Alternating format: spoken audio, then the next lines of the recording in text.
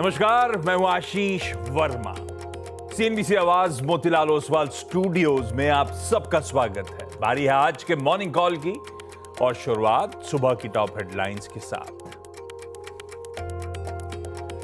भारतीय बाजारों के लिए कमजोर संकेत, एफआईआई की कैश में 6,000 करोड़ से ज्यादा की बड़ी बिकवाली। गिफ्ट निफ्टी हल्का नीचे, एशिया भी कमजोर, उधर अमेरिकी इंडिसेज में रहे मिला जुला कामकाज। अमेरिका और यूरोपियन यूनियन के बीच ट्रेड डील से क्रूड में 2% का उछाल, $70 के ऊपर आया ब्रेंट। यूक्रेन युद्ध जल्द खत्म करने के लिए रूस को ट्रंप की चेतावनी से भी कीमतों में मजबूती। उधर 3 हफ्ते के निचले स्तरों पर पहुंचा सोना, $3,300 के करीब। कॉमेक्स गोल्ड अनुमान से अच्छे रहे इंडसइंड बैंक के रिजल्ट्स। पहली तिमाही में बैंक का मुनाफा 72% घटा, एनआईआईज में दिखी 14% की कमजोरी। तिमाही आधार पर एनआईएम्स में दिखा सुधार, लेकिन बैंक की एसेट क्वालिटी बिगड़ी। बैंक ने आगे के लिए 18 से 20% लोन ग्रोथ गाइडेंस भी दिया। पहली तिमाही में अनुमान से कम रहा गेल का मुनाफा, 8% की आई कमी। आय पर भी हल्का दबाव, लेकिन मार्जिन्स थोड़े सुधरे। उधर 4% घटा अदानी टोटल गैस का प्रॉफिट। रेवेन्यूज में 20% का उछाल, मार्जिन 4% से ज्यादा गिरे। हर पैमाने पर टोरेंट फार्मास्यूटिकल्स के नतीजे रहे पहली तिमाही में अच्छे। 20% मुनाफा और आय 11% बढ़ी। मार्जिन्स भी बढ़कर पहुंचे 32.5% के पास। उधर Q1 में मैसगांव डॉक ने किया निराश, मुनाफा 35% घटा, मार्जिन्स भी घटकर हुए आधे से कम। आ जाएंगे निफ्टी की 3 कंपनियां, Larsen and Toubro, Asian paints और एनटीपीसी के रिजल्ट्स। Q1 में एशियन पेंट्स के रेवेन्यू में 1.5% तो मुनाफे में 5% गिरावट संभव। साथ ही कंपनी के मार्जिन्स पर भी दबाव मुमकिन। वहीं bank of India, Piramal enterprises समेत वायदा की 5 कंपनियों के नतीजों का भी रहेगा इंतजार।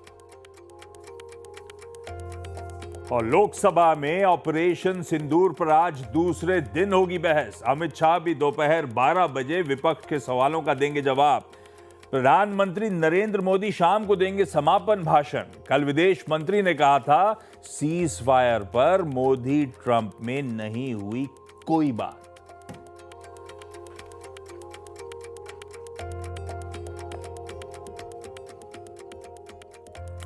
ओके, मंगलवार की सुबह इस कारोबारी हफ्ते का डे 2 और आज है बीएसई के सारे मंथली कॉन्ट्रैक्ट्स की एक्सपायरी का दिन। इनफैक्ट एक्सपायरी, वो जो रिजल्ट सीजन उफान पकड़ रहा है, ग्लोबल ट्रेड नेगोशिएशंस जो चल रहे हैं, प्लस पार्लियामेंट में चल रहा ऑपरेशन सिंदूर पर वो जो डिबेट है, उन सब पर आज दिन के दौरान रखनी है अपने को नजर। पर अपना इस बीच माहौल थोड़ा नहीं, ज्यादा गड़बड़ाता हुआ। कल हफ्ते की शुरुआती दिन back to back third consecutive session था भारतीय बाजारों में दबाव का, अच्छे खासे दबाव का। एफआईआई की बिकवाली और इंटेंसिफाई हो रही है, चाहे वो कैश हो चाहे वायदा। खैर, उनके आंकड़ों की डिटेल्स पे आगे आऊंगा, पर ये परसिस्टेंट सेलिंग प्रेशर है जिसके चलते सरदर्द हमारे भारतीय बाजारों का बढ़ता जा रहा है। कल का इंटरडे सेशन स्क्रीन पर आएगा। शुरुआती घंटे में कह लीजिए बहुत वाइल्ड स्विंग्स थे। दिन के लो शुरुआती डिप से बढ़िया तरीके से उभर भी रहे थे। ऐसा लगा बुल्स और बीएस के बीच में टसल है। 2 दिनों की तगड़ी गिरावट के बाद बुल्स फाइट बैक करने की कोशिश कर रहे हैं। और वो शुरुआती घंटे की वॉलेटिलिटी नहीं, कह लीजिए पहले आधे दिन की वॉलेटिलिटी थी, तो ठीक है, वो टसल जैसा दिख रहा था। पर उसके बाद पूरी तरह से कंसीड करते, हम एक समय 24,900 रिक्लेम करने पहुंच गए थे। फिर वहीं मामला डगमगाया, कोशिश नाकाम रही, मंदड़ियों की गिरफ्त में आए भारतीय बाजार और सेकेंड हाफ में दबाव, इंटरडे सेशन रखिएगा, सेकेंड हाफ में दबाव गहराता चला गया। फाइनली 150 पॉइंट्स 24,680 के लेवल्स पर जाकर सेशन की समाप्ति। 4 जून के बाद 38 ट्रेडिंग सेशंस बाद, कह लीजिए तकरीबन 1.5 महीने बाद, हमने इस स्तर पे आके क्लोज डिलीवर करा है। इस तरह से मामला गड़बड़ा है। और एक और दिक्कत है, लगातार पिछले कुछ ट्रेडिंग सेशन से वो लोअर हाई लोअर लो यानी कि रेंज नीचे सरकती चली जा रही है। ऐसे में क्या वो डाउन ट्रेंड जो ऑफ लेट देखने को मिल रहा है वो कंटिन्यू करेगा? क्या ये मार्केट्स लग रहा है क्लियरली 24,500 को चैलेंज करने की तरफ बढ़ रहे हैं? इन सब पे आगे अपन बातचीत करेंगे। पहले आज के लिए मंगलवार के मंगल सेशन के लिए यार क्यूज तो ठंडे ही हैं। 30-40 पॉइंट फिर दबाव के साथ ही आज, मतलब चौथे दिन पेन। अभी पेन उतना तो नहीं दिख रहा है, लेकिन जो सुबह दिखता है दिन के दौरान मामला गड़बड़ा भी जाता है, ये भी ध्यान रखिएगा। खैर, ग्लोब पर नजर के स्टिंग प्ले आउट करिए। पहले ग्लोब, उसके बाद अपना ट्रेड सेटअप और अपने यहाँ मार्केट्स में कैसे स्ट्रेटेजाइज करना है उस पर बातचीत करेंगे। गिफ्ट निफ्टी दिखा रहा है 30-40 पॉइंट। हम हल्के दबाव के साथ शुरुआत करेंगे। हमारे एशियन पियर्स जो इस समय कामकाज कर रहे हैं, निकेई तो छोड़ देता हूं, निकेई तो दिक्कत में है ही है, लेकिन बाकी एशिया नहीं दिखाएंगे डायरेक्टर साहब? क्या कोशिश कर रहे हैं? खैर, मिला जुला सा रुझान है, हल्का दबाव ही देखने को मिल रहा है। फ्लैट से लार्जली सारा एशिया लाल में ही ट्रेड कर रहा है, दबाव के साथ कामकाज कर रहा है। यूएस के मार्केट्स, हम जब कल क्लोज हो रहे थे 1/4 से आधा % यूएस फ्यूचर्स ऊपर थे। उसके सामने तो थोड़ा सा मिला जुला सेशन था। लाल हरे के बीच में यूएस के मार्केट्स कंसोलिडेट करते हुए, झूलते हुए नजर आए थे। और आज सुबह के फ्यूचर्स नाम मात्र ग्रीन पे। तो दरअसल हैंडओवर तब और अब के थ्रू देखेंगे तो जहां छोड़ा था मोटा मोटी उसी के इर्द गिर्द हमें मिला है, और इसीलिए ऐसे ही पस्त आपको गिफ्ट निफ्टी के संकेत भी मिल रहे हैं। गिफ्ट निफ्टी के संकेत ग्लोब से ज्यादा अपने यहाँ जो सेंटिमेंट्स गड़बड़ा है वो अलग कहानी है। पर पहले हॉर्मास से जान लेते हैं मूड है कैसा। हॉर्मास, गुड मॉर्निंग भाई साहब।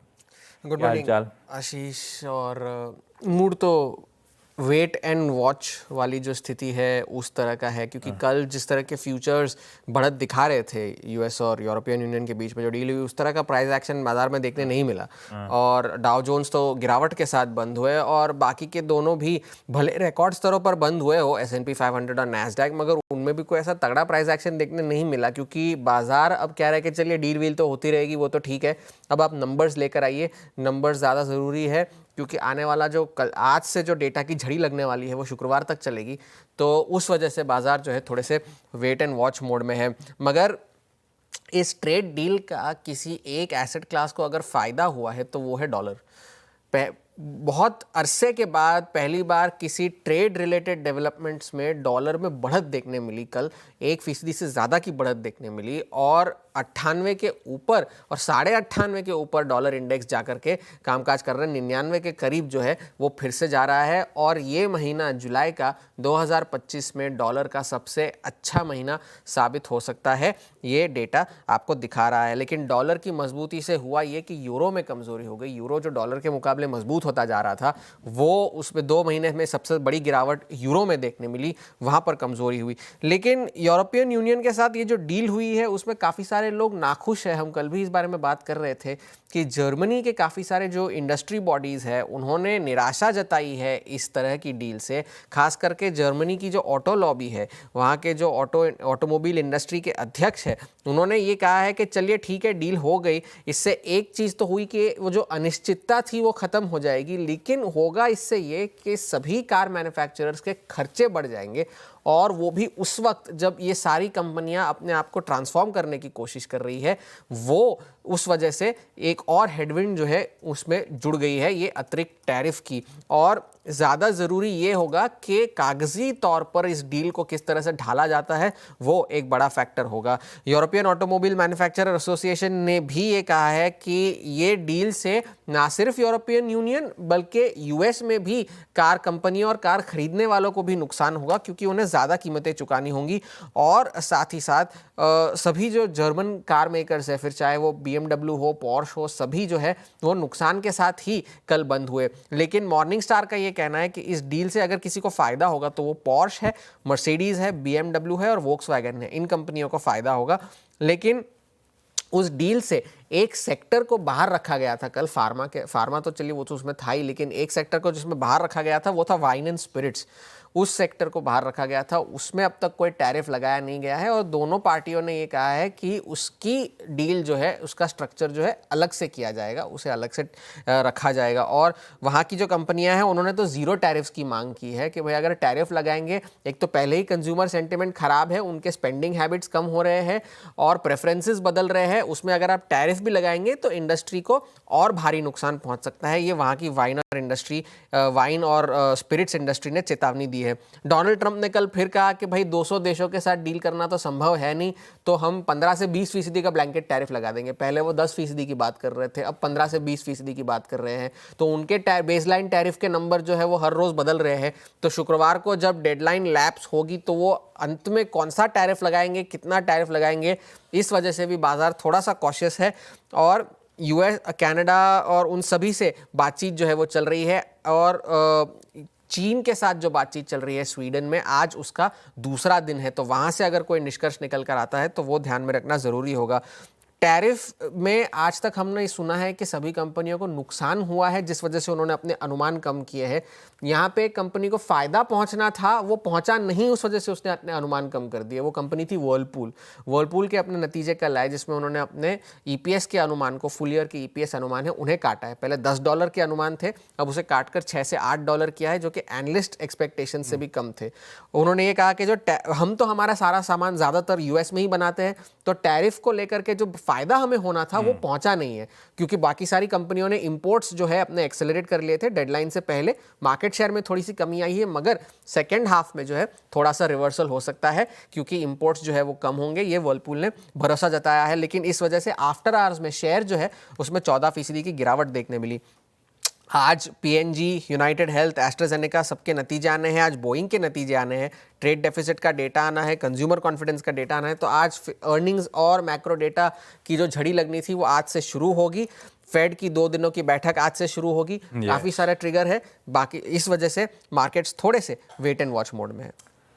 काफी सारे triggers, market wait and watch mode पे। खैर, ये हो गया ग्लोबल समीकरण। ऐसे में मैं जाऊं, अरुण कुमार मंत्री साहब जुड़ रहे हैं आज, उनसे निफ्टी बैंक की स्ट्रैटेजी लूं। उससे पहले बताता हूं कल के सेशन में किया क्या दिग्गजों ने।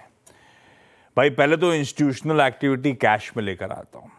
कल भाई साहब 6082 करोड़ की कैश में एफआईज की बिकवाली। ये हो गया back to back 6th straight trading session जब एफआईज ने कैश में बिकवाली करी है। इन 6 दिनों में 19,635 करोड़ रुपए, ये हो गया $2.5 बिलियन के करीब। 6 दिनों में $2.5 बिलियन की कैश में बिकवाली हो गई है। हाँ, डीआईआईज मैच कर रहे हैं, कल भी मैच कर रहा था डीआईआईज ने, बल्कि 6700 करोड़ रुपीस के आसपास की बाइंग करी। तो नेट कैश था सिस्टम में 680 करोड़ का। पर क्या है, सेंटिमेंट्स हावी, वायदा में जो पोजीशनिंग वो दिक्कत। तो ये तो कैश की कहानी है। वायदा में पहले तो डेरिवेटिव में इंडेक्स फ्यूचर्स में कल 1178 करोड़ की बिकवाली है। 790 करोड़ रुपए निफ्टी फ्यूचर्स में, 350 करोड़ रुपए बैंक निफ्टी फ्यूचर्स में बेचा। हाँ, स्टॉक फ्यूचर्स में 2000 करोड़ रुपए के आसपास, 2100 करोड़ रुपए के आसपास की बाइंग है। तो नेट नेट जैसे कल गणित कर रहा था मैं, कल तो 8-9 हजार करोड़ रुपए की बिकवाली थी, आज सम अप करूं तो 5,51 करोड़ रुपए के आसपास की नेट बिकवाली। लेकिन प्रेशर तगड़ा है। अच्छा, कल 2261 लॉन्ग कॉन्ट्रैक्ट्स जोड़े, पर उसके सामने करीब 8,500 शॉर्ट कॉन्ट्रैक्ट्स भी एफआईज ने ऐड करे। तो दरअसल कुछ खास बदला नहीं है। जो शॉर्ट सिस्टम में जिसके तहत बने हुए हैं, एफआईएस के शॉर्ट सिस्टम में 85.4% पे खड़े हुए हैं। बहुत एग्रेसिव शॉर्ट्स, और इनफैक्ट नेट शॉर्ट जो मैं लगातार मैप करके दे रहा हूं आपको, इंचअप करते ही चले जा रहा है। अब 1,64,000 पे नेट कॉन्ट्रैक्ट शॉर्ट है एफआईएस। ये देखिए बार्स आपकी स्क्रीन पे। तो कैश में तगड़ी बिकवाली और किस तरह की एग्रेसिव शॉर्टिंग सिस्टम में करते ही चले जा रहे हैं विदेशी संस्थागत निवेशक। ऑप्शंस में हुआ क्या, पहले नीचे की बात करते हैं क्योंकि सरदर्द हुआ है। जो कल लेवल हाईलाइट कर रहा था, आज भी सबसे अहम वही है अपने लिए, 24,500 का पुट। लाइए स्क्रीन पे, खूब पुट राइटर्स, उस लेवल को डिफेंड करना बहुत इंपॉर्टेंट, शायद उसी को चैलेंज करने की तरफ हम बढ़ रहे हैं। कल भी इसी की बात कर रहा था मैं, तगड़े बार्स फॉर्म होते हुए यहां पे। इस मंथली साइकिल की सबसे तगड़ी पुट्स तो 24,000 पे खड़ी हुई है, पर उसकी चर्चा अभी नहीं करेंगे। 24,500 देखिए इंपॉर्टेंट स्तर वो है। ऊपर की तरफ 25,000 पे जो मैक्स ओआई था और सीमेंट करते हुए एफआईएस कल के ट्रेडिंग सेशन में, तो वो तो बहुत ही अहम स्तर हो गया ऊपर की तरफ, जिसे चैलेंज करना इस समय तो अब मुश्किल ही दिख रहा है। पर कल क्या हुआ, 24,800 के कॉल राइटर्स भी बहुत एक्टिव हुए, खूब तगड़ा ओआई बिल्डअप हुआ, 1 करोड़ के पार जाता हुआ नजर आया। तो अब हमारे लिए नियर टर्म हो गया 24,800 ऊपर की तरफ सरदर्द, और नीचे 24,500 को डिफेंड करना बेहद है, क्योंकि 24,500 के बाद जो अगला जोन है वो काफी नीचे जा रहा है।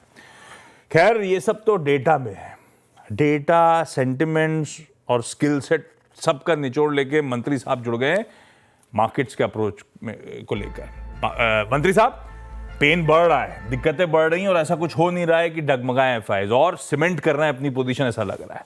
ऐसे में आप निफ्टी बैंक पे क्या अप्रोच रखोगे? Ashish ji, good morning. आशीष जी, मुझे लग रहा है मार्केट 3 दिन से काफी गिरा है और ऑलमोस्ट 1.98 लाख कॉन्ट्रैक्ट, जो आपने भी सही कहा, शॉर्ट्स बन चुके हैं एफआईएस के। अब लास्ट रेस्पाइट जो मार्केट के लिए रहेगा वो 24,570, 24,620, ये एक लास्ट सपोर्ट फिलहाल मुझे लग रहा है इस एक्सपायरी के लिए रहना चाहिए। 100 डे मूविंग एवरेज उसी के आसपास है, और मेजर पुट राइटिंग भी अगर आप देखें तो 24,500, 24,600 के आसपास है। तो अगर मार्केट को अगर रिवर्सल देना है या बाउंस देना है तो ये एग्जैक्ट लेवल रहेगा 24,550, 24,600 के आसपास से। तो फिलहाल स्ट्रक्चर नेगेटिव है, ऊपर में 24,800, 24,850 ये अभी भी स्ट्रॉन्ग रेजिस्टेंस बना हुआ है। तो मुझे लग रहा है नीचे में अगर मार्केट आता है तो वहां से हो सकता है थोड़ा सपोर्ट आपको देखने को मिले फिलहाल आज के सेशन के लिए, क्योंकि सेंसेक्स की एक्सपायरी है, मंथली वीकली दोनों एक्सपायरी आज ही है। तो नीचे के लेवल से आशीष जी मुझे लग रहा है थोड़ा सपोर्ट मिल सकता है 24,550, 24,600 की तरफ, और ऊपर में 24,850 के आसपास एक रेजिस्टेंस है। ओवरऑल ट्रेंड वीक है, तो फिलहाल लॉन्ग करने की तो सलाह नहीं है, पर नीचे में अगर 24,550 आता है, 24,600 आता है, तो वहां पे मुझे लग रहा है आशीष जी अच्छा सपोर्ट मार्केट में मिल सकता है। सिमिलर व्यू बैंक निफ्टी में भी है, 55,600 के आसपास एक सपोर्ट है, तो वहां तक मुझे लग रहा है एक सपोर्ट मार्केट में बन सकता है, और ऊपर में 56,400 के आसपास एक रेजिस्टेंस बैंक निफ्टी में भी बना हुआ है। तो एक रेंज बाउंड सेशन हो सकता है आज के दिन पे, नीचे में सपोर्ट आपको देखने को मिल सकता है, और ऊपर में सेम सेल ऑन राइज की स्ट्रेटेजी रहेगी। तो ओवरऑल आशीष जी मुझे लगा है रेंज बाउंड रहना चाहिए, और एक सपोर्ट हो सकता है मार्केट आपको नीचे के लेवल पे आप लेता हुआ नजर है। तो मतलब ट्रेड ना लूं, लेकिन होपफुली जब बाजार ठंडा पड़ रहा हो 550, 600 के जोन्स के आसपास सपोर्ट मिल सकता है, और ऊपर 800, 850 के जोन्स, उस थ्रेशोल्ड को पार करना मुश्किल होगा। तो हो सकता है रिस्पाइट प्ले हो रही हो एक्सपायरी के दिन, लेकिन अपन ट्रेड नहीं ले रहे होंगे, है ना मंत्री साहब? जी आशीष जी, डेफिनेटली बाई करने की सलाह नहीं है। इनफैक्ट अगर ऊपर मिलता है तो थोड़ी पोजीशंस हल्की करनी है। अगर कोई एग्रेसिव ट्रेडर्स है, अगर कोई इंट्राडे ट्रेड लेना चाहता है, 24,550, 24,600 ये एक ऐसा लेवल है जहां पे आप रिस्क रिवॉर्ड काफी फेवरेबल होगा। तो इंट्राडे के लिए लॉन्ग ट्रेड डिप पे बना सकते हैं, पर अगर किसी को पोजिशनल ट्रेड लेना है तो फिलहाल वेट करना चाहिए, क्योंकि ट्रेंड अभी भी नेगेटिव है, इसलिए पोजिशनल लॉन्ग कॉल अभी भी नहीं है दोनों बैंक निफ्टी और निफ्टी में। बिल्कुल ठीक, मैं वही पूछना चाहता था। ठीक है, ये हो गई निफ्टी बैंक पे अपनी रणनीति, अपना व्यू, अपने levels to watch out for. लाइए चकाचक चार्ट्स का स्टिंग, और मंत्री साहब ही बताएंगे आज की 2 बेहतरीन ट्रेडिंग बेट्स कौन सी होंगी। मंत्री साहब, स्टॉक स्पेसिफिक कौन से सबसे प्रेफर्ड आइडियाज? आशीष जी, एक सेक्टर जो स्टैंड आउट कर रहा है वो है फार्मा में मुझे लग रहा है डॉक्टर रेड्डी में एक अच्छा ब्रेकआउट देखने को मिल रहा है, और इनफैक्ट 2 दिन से अच्छे लॉन्ग एडिशंस भी हो रहे हैं। इनफैक्ट कल भी हमने इसको रिकमेंड किया था, तो डॉक्टर रेड्डी को बाय करने की सलाह है, 1285, 1287 के आसपास बाय करें। 1270 का स्टॉप लॉस रहेगा और 1318 वहां तक के टारगेट्स डॉक्टर रेड्डी में देखने को मिल सकते हैं। सेकंड, निफ्टी मेटल में मुझे लग रहा है एक ब्रेकडाउन है, तो वहां वेदांता को सेल करने की सलाह रहेगी 438 के आसपास। 445 का स्टॉप लॉस रहेगा और 425 तक मुझे लग रहा है वेदांता में नीचे के लेवल्स देखने को मिल सकते हैं। तो बैलेंस अप्रोच रहेगा, एक बाय की तरफ एक सेल की तरफ। फार्मा मुझे लग रहा है थोड़ा आउट परफॉर्म कर सकता है। ठीक भी है, बिल्कुल बैलेंस अप्रोच है, एक बाय और एक सेल, स्टॉक स्पेसिफिक आइडियाज हैं। फार्मा का आउट परफॉर्मेंस कल भी दिख रहा था। डॉक्टर रेड्डीज मंत्री साहब की आज की प्रिफर्ड बाय साइड की पिक। बेच चलेंगे वेदांता अपन। दोनों ट्रेड्स के स्टॉप लॉसेस प्लीज ध्यान रखिएगा। मंत्री साहब थैंक यू सो मच सुबह सुबह मदद करने के लिए। क्विकली अब कंचन के पास आज के इंपॉर्टेंट स्टॉक्स न्यूज के लिए। कंचन गुड मॉर्निंग, बताएं। जी गुड मॉर्निंग। शुरुआत कर लेते हैं इंडसइंड बैंक के साथ। देखिए, जो मार्केट ने अनुमान लगाया था कि गिरावट आएगी, गिरावट तो डेफिनेटली आई है, लेकिन एस्टिमेट के अकॉर्डिंगली गिरावट कम आई है। अगर नेट इंटरेस्ट इनकम देखा जाए तो यहाँ पे हमें करीब करीब 14% का एक डाउनसाइड देखने को मिला है। इनफैक्ट जो एसेट क्वालिटी है वो भी हमें थोड़ी सी यहाँ पे कमजोर होती हुई दिखाई दी है। ग्रॉस एनपीएस 3.64% पे रिपोर्ट किए गए हैं। वहीं अगर नेट एनपीए देखे जाएं तो 1.12% पे ही रिपोर्ट किए गए हैं। लोन ग्रोथ में भी हमें एक गिरावट का सिलसिला यहाँ पे देखने को मिला है। वहीं स्लिपेजेस भी यहाँ पे हमें थोड़े से ठीक होते हुए दिखाई दिए हैं अगर हम क्वार्टर ऑन क्वार्टर बेसिस देखें। लेकिन इंपॉर्टेंट ये है कि मैनेजमेंट की तरफ से जो कमेंट्री आई है, उन्होंने गाइड किया है 18 से लेके 20% की लोन ग्रोथ और 17 से लेके 18% का आरओई फिस्कल ईयर 26 के लिए। और इस टाइम पे वो काफी ज्यादा ऑप्टिमिस्टिक है कि आगे के जो पोर्टफोलियोज है वहां पे हमें एक ऑप्टिमिस्टिक अप्रोच देखने को मिलेगी। मूविंग फॉरवर्ड, अडानी टोटल के नंबर की बात करी जाए तो यहाँ पे नंबर हमें मिक्स पैक देखने को मिले हैं। देखिए, नेट प्रॉफिट में हमें 4% की गिरावट देखने को मिली है। वही अगर रेवेन्यू फ्रंट की बात करी जाए तो 20% का इजाफा करीब करीब यहाँ पे देखने को मिला है। ऑपरेशनल नंबर्स भी यहाँ पे हमें ठंडे आते हुए दिखाई दिए, लेकिन स्ट्रीट ने ये ऑलरेडी अनुमान लगा दिया था। वही ओवरऑल वॉल्यूम की बात करी जाए तो वहाँ पे 16% का जंप है। अभी हम जो एपीएम कट हमने देखा था उसकी वजह से एक डेंट आया था, लेकिन हायर इनपुट कॉस्ट के चलते उसको वापस से सबड्यूट कर दिया गया। गेल के नंबर्स की बात करी जाए तो नंबर यहाँ पे सेम अडानी टोटल जैसे ही हमें गेल के भी देखने को मिल रहे हैं। नेट प्रॉफिट की बात करी जाए तो 8% की गिरावट यहाँ पे देखने को मिली है। रेवेन्यू अपने फ्लैटर साइड में है। इनफैक्ट अगर हम बात करें इनके ऑपरेशनल नंबर्स की तो वहाँ पे हमें वापस से एक रिकवरी के साइंस जो हैं वो आते हुए दिखाई दिए हैं। और कंपनी ने फिस्कल ईयर 26 के लिए करीब करीब 10,700 करोड़ केपेक्स के लिए टारगेट दिया है। टोरेंट फार्मास्यूटिकल्स नंबर्स यहाँ पे हमें रोबस्ट देखने को मिले। आप किसी भी फ्रंट में देखिए, नंबर्स देख लीजिए, वहां पे अक्रॉस द टेरिटरी नंबर में एक पॉजिटिव सिग्नल्स देखने को मिला है। नेट प्रॉफिट में करीब करीब 20% का उछाल है। रेवेन्यू में भी अच्छा खासा जंप देखने को मिला है। इनफैक्ट जो ऑपरेशनल नंबर्स हैं वो भी अपने सॉलिड साइड में बने हुए हैं, क्योंकि जो उनकी जितने भी सेगमेंट्स हैं वहां की जो सेल्स है ना उसने काफी अच्छा खासा मोमेंटम दिखाया है।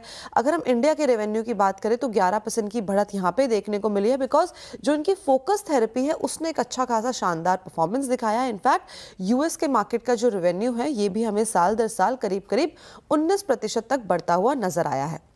मजगांव के नंबर्स की बात करी जाए तो नंबर्स ने यहाँ पे निराश किया है, क्योंकि एक मार्जिन प्रेशर हमें डेफिनेटली यहाँ पे देखने को मिला है कि और कंपनी की तरफ से ये कहना है कि जो ऑर्डर मिक्स है इस टाइम पे हमारे लिए कम फेवरेबल था और जो कॉस्ट बर्डन है वो भी कहीं ना कहीं हमें बढ़ता हुआ दिखाई दे रहा था, जिसके चलते मार्जिन 11.4% पे देखे गए हैं वर्सेस 27.4%। चलिए ये शख्स रखिए रडार पे। एक काम कर रहा हूँ, थोड़ा सा लेट मैंने ब्रोकरेज रिपोर्ट भेजी है, तो ब्रेक के उस पार जब लौट के आऊंगा तो बना हुआ रेडी रहेगा, तब मजा आएगा।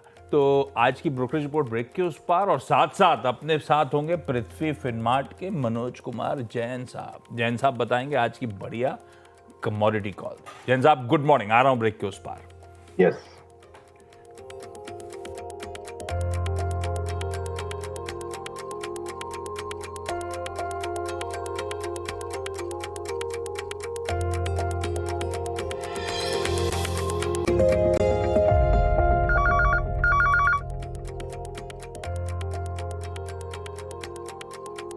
चलिए ब्रेक के बाद आप सबका स्वागत है। पहले आज की ब्रोकरेज रिपोर्ट, कई सारी हैं, डिटेल में अपन अगले शो में बातचीत करेंगे, लेकिन यहां पे भारत इलेक्ट्रॉनिक्स, कल 2 निफ्टी के नंबर्स आने थे। इंडसइंड बैंक, अभी कंचन से बात हो गई, बीएल मार्केट के टाइम आया था, तो इसकी रिपोर्ट पे चर्चा कर लेते हैं। रिजल्ट अच्छे थे, इसमें तो कोई डाउट नहीं, स्टॉक नहीं चला, बात अलग है। 2 रिपोर्ट्स हैं। जेपी मॉर्गन कह रहा है मेंटेन ओवरवेट, 490 के प्राइस टारगेट्स, यानी कि कल की क्लोज से 25% का अपसाइड। मार्जिन ड्रिवन बीट था Q1 में, ऑर्डर विंस बहुत स्ट्रांग है, बहुत ज्यादा हम रेवेन्यू ग्रोथ को लेके कंसर्न नहीं है। ऐसा लग रहा है FY26 की गाइडेंस जो 27,000 करोड़ रुपए की थी इजीली अचीव कर लेगा ऑर्डर विंस की। दूसरी रिपोर्ट इसी स्टॉक पे है यूबीएस की, मैंने कहा एक साथ दोनों ही निपटा देता हूं। मेंटेन बाय 450 के टारगेट, तो वो 25% अपसाइड की बात कर रहे थे, ये 15% अपसाइड की बात कर रहे हैं। इनको भी अच्छे लग रहे हैं नंबर्स। इन्होंने भी कहा है कि डिस्पाइट रेवेन्यू मिक्स बीईएल बिल्कुल ऑन ट्रैक है अपनी FY26 की गाइडेंस अचीव करने के लिए, चाहे रेवेन्यू ग्रोथ की हो, EBITDA ग्रोथ की हो, हमें भी नंबर्स अच्छे लग रहे हैं। तो दो दिग्गज ब्रोकरेजेस थम्स अप देती हुई इस नंबर को, डिस्पाइट कुछ इफ्स एंड बट्स थे कल आए हुए नंबर्स पे, उसके बाद भी। खैर मनोज जी के पास जा जाए, उससे पहले तबर अपनी second plate दिखाइएगा।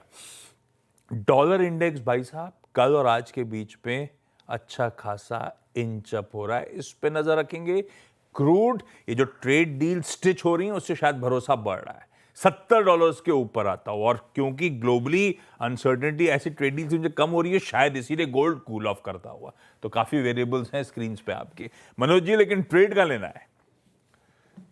Good morning Ashish ji. बिल्कुल, यहाँ पे जिस तरह से जो यूएस और यूरोपियन यूनियन की ट्रेड डील हुई है, डॉलर इंडेक्स में एक बड़ी बढ़त देखने को मिली है, उसके चलते हम सोने में मुनाफा वसूली देख रहे हैं। लेकिन चांदी अगर हम देखें तो वो यहाँ पे ऊपरी लेवल्स पर बनी हुई है, $38 के स्तर यहाँ होल्ड होते हुए नजर आए हैं। यूएस यहाँ पे जो है चाइना को फर्दर 90 डेज के लिए टैरिफ की जो है रिलीफ भी देता हुआ नजर आ रहा है। तो कहीं ना कहीं चांदी में यहाँ पे पॉजिटिव ट्रैक्शन फिर एक बार बनता हुआ नजर आ रहा है। हमारा मानना है कि इंटरडे में चांदी के सितंबर वायदा में 1,12,800 के स्तर पर बाय की रणनीति बनाना चाहिए। स्टॉप लॉस 1,12,200 का रहेगा और लक्ष्य यहाँ पे 1,14,000 के रहेंगे। साथ ही हम देख रहे हैं कि नेचुरल गैस में एक बड़ी गिरावट जो है यहाँ पे देखने को मिली थी, और अब नेचुरल गैस की कीमतें अपने सपोर्ट लेवल 266 के स्तर के नजदीक जो है भारतीय बाजारों में कारोबार कर रही है। यूएस यूरोपियन ट्रेड डील का भी यहाँ पे सपोर्ट जो है निचले स्तरों पर देखने मिल सकता है। तो नेचुरल गैस में इंट्राडे में अगस्त वायदा में बाय की सलाह रहेगी 266 के स्तर पर। स्टॉप लॉस 262 का रहेगा और लक्ष्य यहाँ पे 274 के रहेंगे। ओके, ये हो गई बढ़िया सी ट्रेड्स, नेचुरल गैस और सिल्वर दोनों में खरीदारी करने की कॉल्स। स्टॉप लॉसेस स्क्रीन पे नोट डाउन कर लीजिए। Manoj sir thank you. Quickly आज का इवेंट्स कैलेंडर, मंगलवार का दिन है आज, लास्ट ट्यूसडे इस मंथ का। तो बीएसई के सारे मंथली कॉन्ट्रैक्ट्स, सेंसेक्स 50, बैंकेक्स वगैरह वगैरह सबकी एक्सपायरी का दिन। दूसरी तरफ 2 दिनों की फेड की बैठक आज से शुरू होगी। हालांकि बहुत लाइक्लीहुड यही है, ज्यादातर शास्त्री मान के चल रहे हैं स्टेटस को मेंटेन होगा, ब्याज दरों में कोई छेड़छाड़ नहीं होगी कल, लेकिन देर रात वो आउटकम आ रहा होगा 11:30-12 बजे। रिजल्ट्स के लिहाज से 3 Nifty, Asian Paints, Larsen and Toubro और एनटीपीसी, तीनों इंपॉर्टेंट। वायदा में Amber Enterprises, Bank of India, GMR Airports, Pyramid Enterprises और वरुण बेवरेजेस के नंबर्स। 5 कैश की लिस्ट छोड़ रहा हूं मैं, लंबी है काफी। तिलकनगर इंडस्ट्रीज, जिसने हाल में एक्विजिशन की अनाउंसमेंट करी थी, आज फंड रेजिंग के बोर्ड मीट करने वाला है, पर उसमें इक्विटी इशुएंस के थ्रू फंड रेजिंग है, इसलिए मेंशन कर रहा हूं। कुछ एक्स डिविडेंड्स आपकी स्क्रीन पर आएंगे, बॉश, एसआरएफ भी उनमें शुमार हैं, उन पे नजर रखिएगा, वो एडजस्टमेंट्स प्ले आउट होंगे आज। एफएनओ बैन में आरबीएल बैंक कंटिन्यू करता हुआ। 2 आईपीओस खुल रहे हैं, छोड़ देता हूं, डिटेल्स नहीं दे रहा हूं, लेकिन आदित्य इन्फोटेक और लक्ष्मी इंडिया फाइनेंस के आईपीओ सब्सक्रिप्शन के लिए आज से खुल रहे हैं।